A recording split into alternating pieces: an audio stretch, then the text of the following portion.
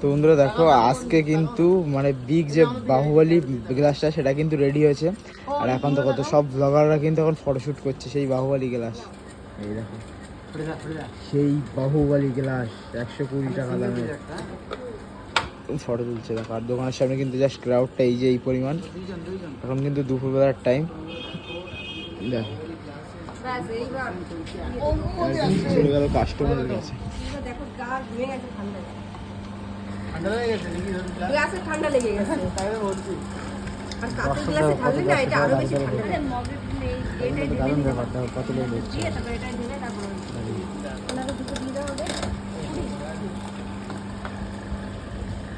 কিছুটা খেয়ে যাবে আর কিছুটা পার্সেল নিয়ে যাবে।